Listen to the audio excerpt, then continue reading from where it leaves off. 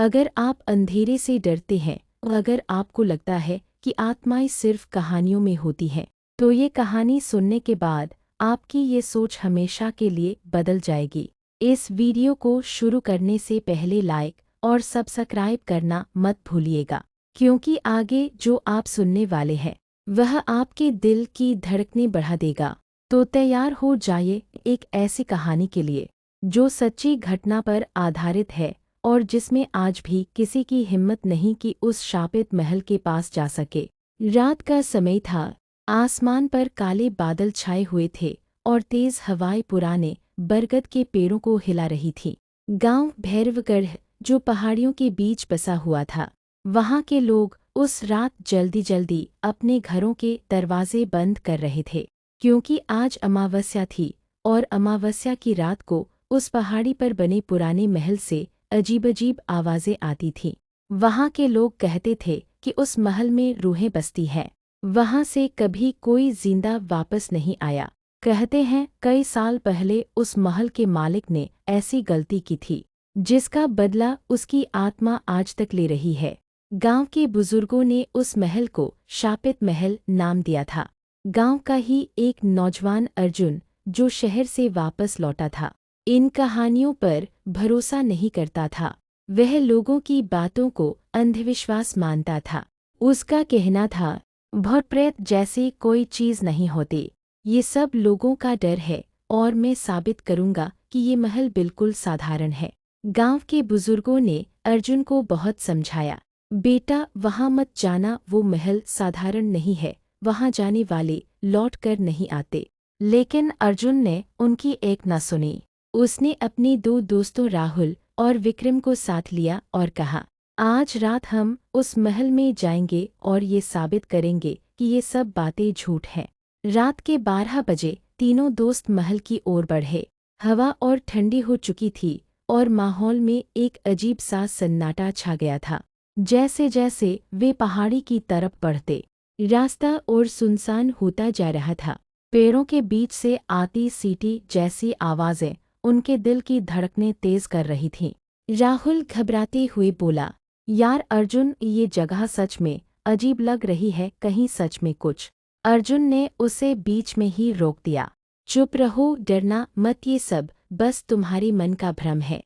लेकिन तभी पीछे झाड़ियों से किसी के कदमों की आवाज़ आई। तीनों रुक गए। धीरे धीरे उन्होंने पीछे मुड़कर देखा, लेकिन वहाँ कोई नहीं था। विक्रम की सांसें तेज हो गईं। मुझे लग रहा है कोई हमारा पीछा कर रहा है, अर्जुन ने हंसते हुए कहा। अरे ये बस हवा की आवाज़ है। पर असली डर तो अभी बाकी था। जैसे ही वे महल के मुख्य दरवाजे पर पहुंचे, दरवाज़ा अपने आप चींची की आवाज़ के साथ खुल गया।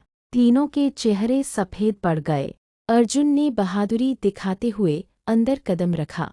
महल के अंदर एक सीलन भरी बदबू थी। दीवारों पर जाले थे और टूटी फूटी मूर्तियां बिखरी पड़ी थीं। अचानक ऊपर की मंजिल से किसी महिला के चिल्लाने की आवाज़ आई। आवाज़ इतनी तेज और दर्दनाक थी कि राहुल वहीं जमीन पर बैठ गया। ये क्या था अर्जुन, मैंने कहा था न, हमें नहीं आना चाहिए था, राहुल चीखा। अर्जुन के होंठ भी सूख गए, लेकिन उसने हिम्मत जुटाते हुए कहा, चलो ऊपर चलते हैं और देखते हैं। तीनों धीरे धीरे सीढ़ियों की तरफ बढ़े। सीढ़ियों पर खून के निशान पड़े हुए थे। वो निशान ऊपर की ओर जा रहे थे। जैसे ही वे ऊपर पहुंचे, अचानक दरवाज़ा अपने आप बंद हो गया और चारों तरफ भयानक हंसी गूंज उठी। विक्रम कांपते हुए बोला, अर्जुन, अब हम वापस नहीं जा पाएंगे, ये जगह वाकई शापित है।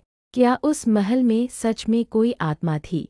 क्या अर्जुन और उसके दोस्त जिंदा बाहर निकल पाएंगे, या उस शापित महल की आत्मा उनकी जिंदगी भी ले लेगी? तीनों दोस्त जमे हुए खड़े थे। उनकी सांसें तेज चल रही थीं और दिल की धड़कनें कानों में गूंज रही थीं। ऊपर की मंजिल पर सन्नाटा अचानक से गहरा हो गया, जैसे उस भयानक हंसी ने उनके आसपास की हर चीज को निगल लिया हो। अर्जुन ने कांपते हुए गहरी सांस ली और खुद को संभालते हुए धीरे से कहा, ये सब दिमाग का खेल है, हम डर की वजह से चीज़ें गलत सुन और देख रहे हैं, चलो चलते हैं आगे। राहुल ने अर्जुन का हाथ पकड़ लिया। उसकी उंगलियां ठंडी और पसीने से भीगी हुई थीं।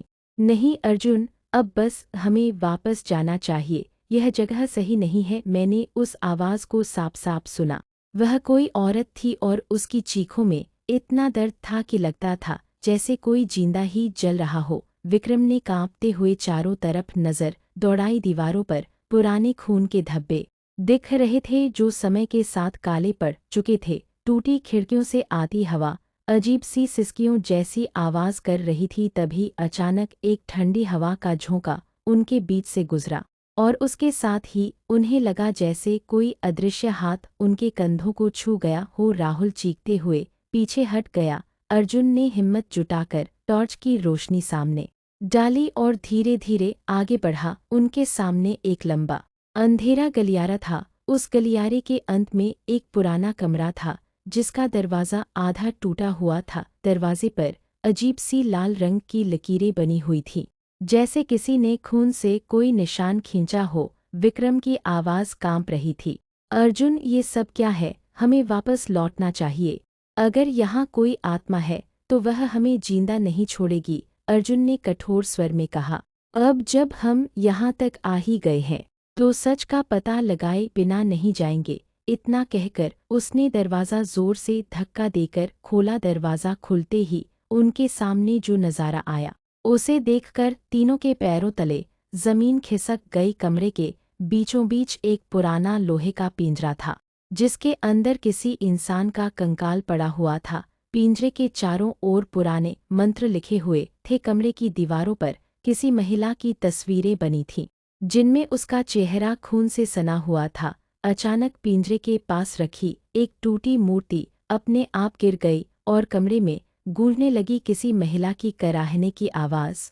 राहुल ने डर के मारे अपनी आंखें बंद कर लीं और चिल्लाने लगा, मुझे यहाँ से बाहर ले चलो अर्जुन, प्लीज़। अर्जुन भी अब अंदर ही अंदर डर गया था, लेकिन उसने अपने मन को मजबूत करते हुए धीरे धीरे कमरे का निरीक्षण किया। तभी उसकी नज़र एक पुराने लकड़ी के संदूक पर पड़ी। संदूक के ऊपर मोटी धूल जमी हुई थी। अर्जुन ने बिना सोचे समझे उसे खोला। संदूक खुलते ही अचानक कमरे की सारी दीवारें तेजी से कांपने लगीं और एक भयानक चीख गूंज उठी। राहुल और विक्रम जमीन पर गिर पड़े। संदूक के अंदर एक पुरानी चिट्ठी और एक टूटी हुई माला थी। अर्जुन ने कांपते हुए वह चिट्ठी उठाई और पढ़ने लगा। चिट्ठी पर खून जैसे लाल रंग में लिखा था, इस महल का श्राप कभी नहीं टूटेगा। जिसने भी इस महल की दहलीज पर कदम रखा वह कभी वापस नहीं जाएगा। यह जगह मेरी है और हमेशा मेरी रहेगी।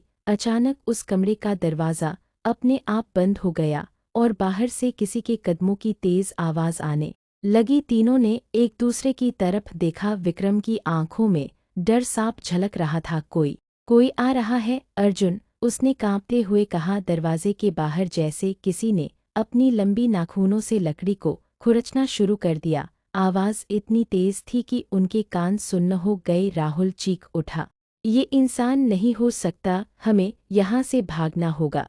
लेकिन तभी कमरे की टिमटिमाती टॉर्च की रोशनी में दीवार पर एक लंबी परछाई दिखाई दी। वह परछाई इंसानी नहीं थी, उसके हाथ बहुत लंबे और पतले थे और उसकी आंखें चमक रही थीं जैसे अंगारे। अचानक वह परछाई दीवार से निकलकर उनके सामने खड़ी हो गई। तीनों दोस्त जम गए। वह आकृति एक महिला की थी, लेकिन उसका चेहरा भयानक था, आधा जला हुआ और आंखों से खून टपक रहा था। उसने धीमी कराहती हुई आवाज़ में कहा, तुमने मेरी नींद क्यों तोड़ी?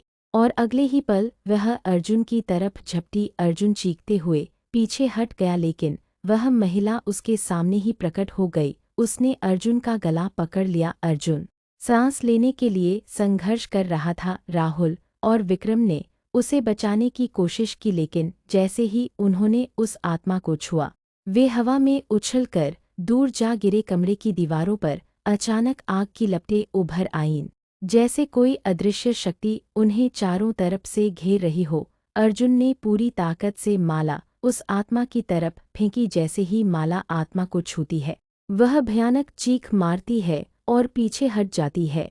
उसी पल कमरे का दरवाज़ा अपने आप खुल जाता है। अर्जुन चिल्लाता है, भागो। तीनों तेजी से बाहर की तरफ भागते हैं।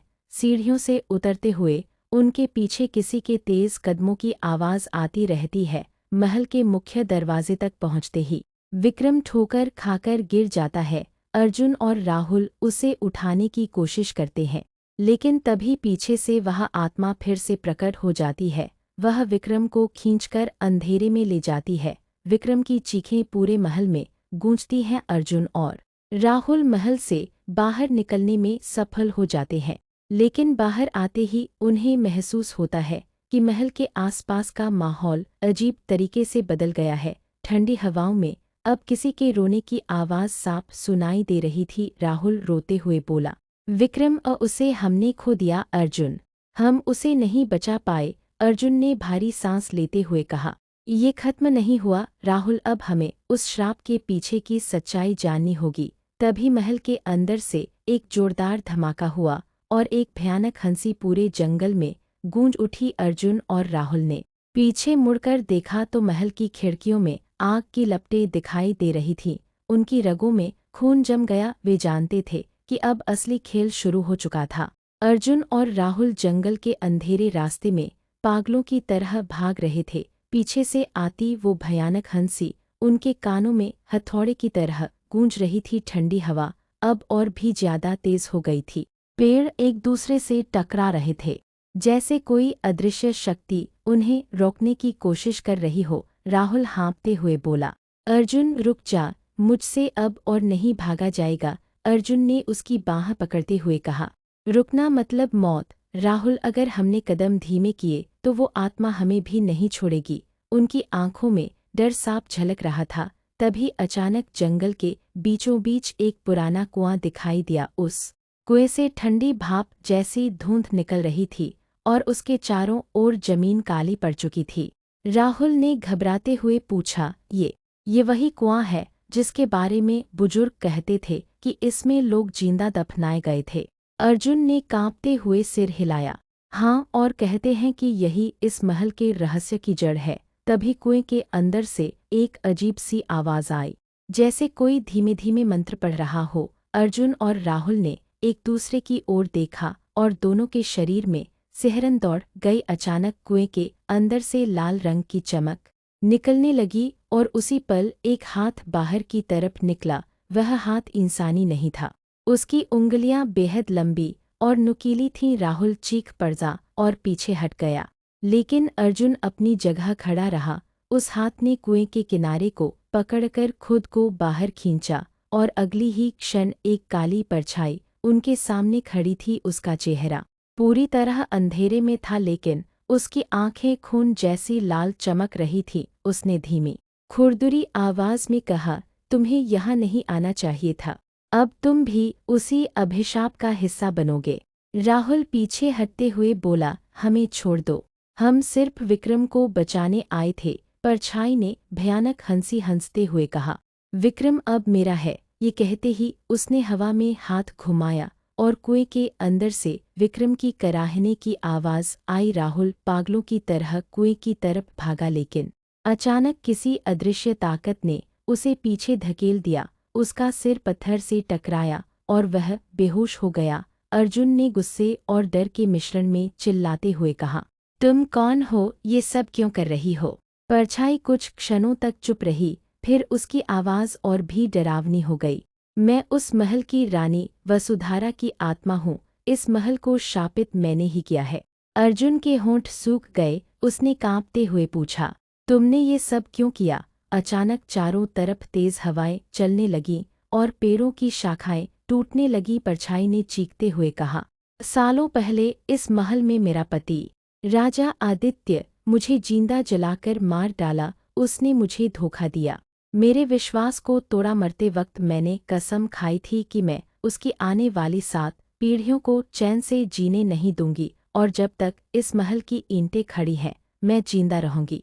अर्जुन की आंखों में भय और दया दोनों झलक रहे थे। उसने कहा, पर इसका क्या दोष है, विक्रम का या बाकी गांव वालों का? आत्मा ने गुस्से में चीखते हुए कहा, ये महल मेरी कब्र है और जिसने भी इसमें कदम रखा वह मेरा शिकार बनेगा, यही श्राप है।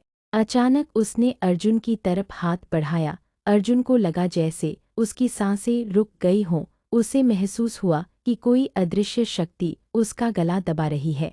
तभी दूर से शंख की आवाज़ गूंजी। आत्मा पीछे हट गई और दर्द में चीख पड़ी। अर्जुन ने चारों तरफ देखा तो उसे पेड़ों के बीच से गांव का बुजुर्ग पुजारी आते दिखाई दिया। उसके हाथ में जलता हुआ दीपक और गले में नीम की माला थी। पुजारी ने ऊंची आवाज में मंत्र पढ़ना शुरू कर दिया। आत्मा तड़पने लगी।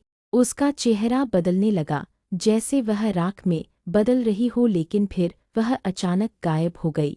बस उसकी हंसी की गूंज रह गई। पुजारी ने अर्जुन को उठाया और बेहोश पड़े राहुल को संभालते हुए कहा, मैंने तुम्हें चेतावनी दी थी बेटा, ये जगह सिर्फ मृतकों की है। तुमने उसकी नींद तोड़ी है।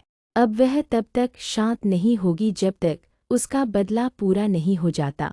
अर्जुन ने हाँफते हुए कहा, विक्रम, वह अभी भी उस महल में फंसा है, हमें उसे बचाना होगा। पुजारी की आंखें गंभीर हो गईं। उसने धीमी आवाज में कहा, उसे बचाने का सिर्फ एक ही तरीका है। अर्जुन ने उत्सुकता से पूछा, क्या तरीका? पुजारी ने कहा, तुम्हें उस आत्मा की अधूरी आखिरी इच्छा पूरी करनी होगी।